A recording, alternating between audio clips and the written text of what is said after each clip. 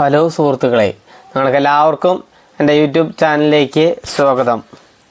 നിങ്ങളെല്ലാവരും വളരെ സന്തോഷത്തിലായിരിക്കും എന്ന് ഞാൻ വിചാരിക്കുകയാണ്. കാരണം കഴിഞ്ഞ ഫ്രൈഡേ നിഫ്റ്റി ക്ലോസ് ചെയ്തേക്കുന്നത് 219 പോയിൻ്റ് അഥവാ 0.89% അപ്സൈഡോട് കൂടിയിട്ടാണ്. പക്ഷേ അന്നത്തെ ദിവസം ട്രേഡ് ചെയ്തവർക്കറിയാം, കാലത്ത് മോർണിംഗിൽ നല്ല രീതിയിൽ മാർക്കറ്റ് താഴോട്ട് പോയി. നമ്മൾ പറഞ്ഞിട്ടുണ്ടായിരുന്ന ലെവൽസ് കൃത്യമായിട്ട് നോക്കി കഴിഞ്ഞ ആഴ്ച പറഞ്ഞിട്ടുണ്ടായിരുന്നു.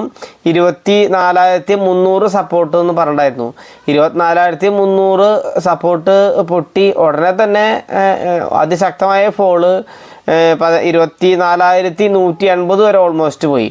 അതിനുശേഷം 24,180 നിന്ന് റിക്കവറി നടത്തി ഒരു 600 പോയിൻറ്റിൻ്റെ അടുത്ത് 24,780 അടുത്ത് വരെ പോയി. അതായത് ഒരു ഓൾമോസ്റ്റ് ഒരു 200-250 പോയിൻ്റ് താഴോട്ട് വീണിട്ട് ഒരു 600 പോയിൻ്റ് തിരിച്ച് റിക്കവറി ചെയ്യുന്ന വളരെ വളരെ റയറായിട്ട് മാത്രം സംഭവിക്കുന്ന കാര്യങ്ങളാണ് അത്രയും കാര്യങ്ങളൊക്കെ.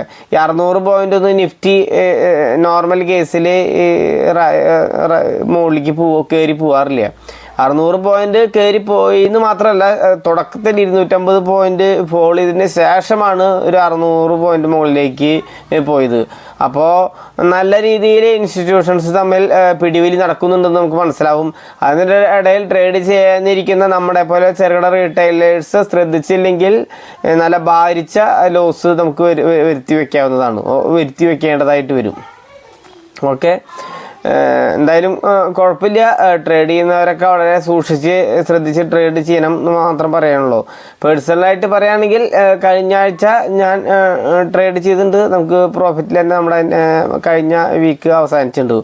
ഓൾമോസ്റ്റ് നമ്മുടെ ക്യാപിറ്റൽ എത്രയാണോ അതിൻ്റെ 7% പ്രോഫിറ്റിൽ കഴിഞ്ഞ ആഴ്ച ഇറങ്ങാനായിട്ട് സാധിച്ചിട്ടുണ്ട്. അടുത്ത ആഴ്ചക്കുള്ള ലെവൽസ് നിഫ്റ്റിയുടെ പറയുകയാണെങ്കിൽ കഴിഞ്ഞ ആഴ്ച പറഞ്ഞ റെസിസ്റ്റൻസ് സെയിം തുടർന്ന് പറയുകയാണ്. 25,200 മുതൽ 25,350 വരെയുള്ള റേഞ്ച്, ആ സോണാണ് റെസിസ്റ്റൻസ് ആയിട്ട് വരുന്നത്. സപ്പോർട്ടായിട്ട് വരുന്നത് 24,400 സപ്പോർട്ടായിട്ട് പരിഗണിക്കാവുന്നതാണ്. അപ്പോൾ സപ്പോർട്ട് 24,400 റെസിസ്റ്റൻസ് 25,200 മുതൽ 25,350 വരെയുള്ള സോൺ റെസിസ്റ്റൻസ് ആയിട്ട് പരിഗണിക്കാവുന്നതാണ്. ഈ രണ്ട് ലെവൽസിൻ്റെ ഇടയിലും മാർക്കറ്റ് നിൽക്കുമെന്നാണ് ഈ ആഴ്ച നിൽക്കുമെന്നാണ് ഞാൻ എക്സ്പെക്റ്റ് ചെയ്യുന്നത്. ഓക്കെ, ഇനി ഗ്ലോബൽ മാർക്കറ്റ്സിൻ്റെ അവസ്ഥ എന്ന് നോക്കിയിട്ട് വരാം. കഴിഞ്ഞ ഫ്രൈഡേ ക്ലോസ് ചെയ്തേക്കുന്ന നാസ്ഡാക്ക് 0.76% അപ്സൈഡായിട്ടാണ് ക്ലോസ് ചെയ്തേക്കുന്നത്. എന്നാൽ ഡൗ ജോൺസ് 0.28% ലോസിലാണ് ട്രേഡ് അവസാനിപ്പിച്ചേക്കുന്നത്. പിന്നെ S&P 500 ഫ്ലാറ്റായിട്ടാണ് ട്രേഡ് അവസാനിപ്പിച്ചത്. നിക്കി മാർക്കറ്റ് 0.95% ലോസിലാണ്, 1% അടുത്ത് ലോസിലാണ് ട്രേഡ് അവസാനിപ്പിച്ചത്. പക്ഷേ 0.11% അത് അപ്സൈഡായിട്ടാണ്, ജസ്റ്റ് ഫ്ലാറ്റ് എന്ന് വേണമെങ്കിൽ മാത്രം പറയാൻ പറ്റുള്ളൂ. പിന്നെ ടാക്സ് 0.10% ലോസിൽ തന്നെയാണ്. CAC 40 0.15% ലോസിലാണ്. അപ്പോൾ ഓൾമോസ്റ്റ് ഗ്ലോബൽ മാർക്കറ്റ്സ് നോക്കുകയാണെങ്കിൽ കുറച്ച് ഫ്ലാറ്റ്, കുറച്ച് നെഗറ്റീവ് സെൻറ്റിമെൻറ്റ്, കുറച്ച് പോസിറ്റീവ് സെൻറ്റിമെൻറ്റ്, മിക്സഡായ രീതിയിലാണ് ഗ്ലോബൽ മാർക്കറ്റ്സ് നിൽക്കുന്നത്. പിന്നെ ഫോറിൻ ഇൻസ്റ്റിറ്റ്യൂഷൻസിൻ്റെ ഡാറ്റ പരിശോധിക്കുമ്പോൾ അവരിപ്പോഴും 41% മാത്രമാണ് ലോങ് ഉള്ളൂ. അതിനർത്ഥം 59% അടുത്ത് അവരിപ്പോഴും നിലവിൽ ഇൻഡെക്സ് ഫ്യൂച്ചറിൽ ഷോർട്ട് ചെയ്ത് വെച്ചിട്ടുണ്ട്. അപ്പോൾ എനിക്ക് തോന്നുന്നു മാർക്കറ്റ് ഇനി അധികം സ്പീഡിൽ മുകളിലേക്ക് കയറിപ്പോയില്ല. ചെറിയ കൺസോൾട്ടേഷനാണ് ഞാൻ എക്സ്പെക്ട് ചെയ്യുന്നത്. ചെറിയ കൺസോൾട്ടേഷൻ ഉദ്ദേശിക്കുന്നത് 25,300-350 റേഞ്ച് മുതൽ 24,400 അല്ലെങ്കിൽ 500 റേഞ്ച് വരെയുള്ള ആ ഒരു ഗ്യാപ്പ്. കാരണം ഓൾമോസ്റ്റ് സത്യം പറഞ്ഞാൽ കഴിഞ്ഞ വീക്ക് നമുക്ക് നോക്കിയറിയാം. അതായത് ശരിക്കും പറഞ്ഞാൽ നല്ല കൺസോൾട്ടേഷനാണ് മാർക്കറ്റിൽ നടന്നുകൊണ്ടിരിക്കുന്നത്. പക്ഷേ ചില ദിവസങ്ങളിൽ അപ്രതീക്ഷിതമായിട്ടുള്ള വലിയ വലിയ മൂവ്മെൻറ്റുകൾ വരുന്നത് മാത്രം. അപ്പോൾ വീക്കിലി നോക്കുമ്പോൾ വലിയ പ്രത്യേകത കാണുന്നില്ലെങ്കിലും ഡെയിലി വെച്ച് നോക്കുമ്പോൾ വളരെ ശക്തമായ മൂവ്മെൻറ്റുകൾ അങ്ങോട്ട് നടക്കുന്നത് മാത്രം.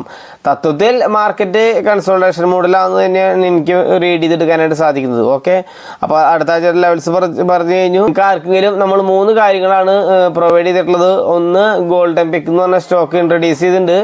1-2 വർഷം കൊണ്ട് 100% റിട്ടേൺ കിട്ടാവുന്ന സ്റ്റോക്കിനെയാണ് ഗോൾഡൻ പിക്ക് എന്ന് പറയുന്നത്. ആ താല്പര്യമുള്ളവർക്ക് താഴെ ഡിസ്ക്രിപ്ഷനിൽ നമ്പർ കൊടുക്കുന്നുണ്ട്, ബന്ധപ്പെടാവുന്നതാണ്.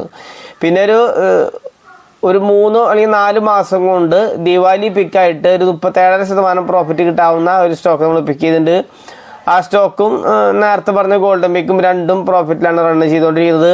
പിന്നെ SK മ്യൂച്വൽ ഫണ്ട് എന്നുകൊണ്ട് 21 സെക്ടറിൽ പെട്ട 21 സ്റ്റോക്കുകളുടെ ഒരു ലിസ്റ്റ് നമ്മുടെ കയ്യിലുണ്ട്. അതൊക്കെ താല്പര്യമുള്ളവർക്ക് അത് പർച്ചേസ് ചെയ്യാം. അതും ഈ പറഞ്ഞ പ്രകാരം തന്നെ അതും പ്രോഫിറ്റിലാണ് റൺ ചെയ്തുകൊണ്ടിരിക്കുന്നത്. കഴിഞ്ഞ ആഴ്ച വീഡിയോ ഇട്ടപ്പോൾ കൃത്യമായിട്ട് സ്ക്രീൻഷോട്ട് ഇട്ടുണ്ടായിരുന്നു. എല്ലാ ആഴ്ചയും സ്ക്രീൻഷോട്ട് ഇടണ്ടെന്ന് വിചാരിച്ചിട്ട് ഇടുന്നത് വേണ്ട എന്ന് വിചാരിച്ചിട്ട് ഈ ആഴ്ച സ്ക്രീൻഷോട്ട് ഇടുന്നില്ല എന്ന് മാത്രം. അപ്പോൾ നമ്മൾ പ്രൊവൈഡ് ചെയ്തിട്ടുള്ള 3 റെക്കമെൻഡേഷൻസ് ആണ്. ഒന്ന് ദിവാലി പിക്ക്, ഒന്ന് ഗോൾഡൻ പിക്ക്, പിന്നെ SK മ്യൂച്വൽ ഫണ്ട് എന്നുള്ള പിക്ക്. അങ്ങനെ 3 പിക്കുകളും ഇപ്പം നിലവിൽ പ്രോഫിറ്റിലാണ്. നിങ്ങൾക്കറിയാം നിഫ്റ്റി ഇപ്പോഴും ഒരു 1500 പോയിന്റ് താഴെയാണ്, അഥവാ ഒരു 6% താഴെയാണ് ട്രേഡ് ചെയ്തുകൊണ്ടിരിക്കുന്നത്. ആ സമയത്ത് പോലും നമ്മൾ കൊടുത്ത പിക്കുകളെല്ലാം തന്നെ 3 പിക്കുകളും പ്രോഫിറ്റിലാണ് റൺ ചെയ്തുകൊണ്ടിരിക്കുന്നത് പറഞ്ഞെന്ന് മാത്രം. അപ്പോൾ താല്പര്യമുള്ളവർക്ക് ഡിസ്ക്രിപ്ഷനിൽ വാട്സപ്പ് നമ്പർ എന്തായാലും കോൺടാക്ട് ചെയ്യാവുന്നതാണ്. ഓക്കെ. പിന്നെ ഡിസ്ക്ലെയിമറായിട്ട് പറയാണ്, ഞാൻ ഒരു സെബി രജിസ്റ്റേർഡ് അനലിസ്റ്റ് അല്ല. അതിനാൽ ബൈ റെക്കമെൻഡേഷനും സെൽ റെക്കമെൻഡേഷനും സ്വീകരിക്കുമ്പോൾ നിങ്ങളുടെ ഫിനാൻഷ്യൽ അഡ്വൈസറുകളതിന് ശേഷം തീരുമാനമെടുക്കണമെന്ന് വിനീതമായിട്ട് ഓർമ്മപ്പെടുത്തുകയാണ്. പിന്നെ നിങ്ങളുടെ മാർക്കറ്റ് നല്ല രീതിയിൽ റിക്കവറി നടത്തി മുകളിലേക്ക് പോകുന്നുണ്ടെങ്കിൽ എന്നിട്ടും നിങ്ങളുടെ ഹോൾഡിങ്സിലുള്ള സ്റ്റോക്കുകൾ റിക്കവറി നടത്തുന്നില്ലെങ്കിൽ ആ സ്റ്റോക്കുകളുടെ പേര് കമൻറ്റിൽ രേഖപ്പെടുത്തി കഴിഞ്ഞാൽ അതിൻ്റെ ഇമ്മീഡിയറ്റ് ആയിട്ടുള്ള സപ്പോർട്ട് റെസിസ്റ്റൻസ് ഞാൻ പറയാവുന്നതായിരിക്കും. ഓക്കെ.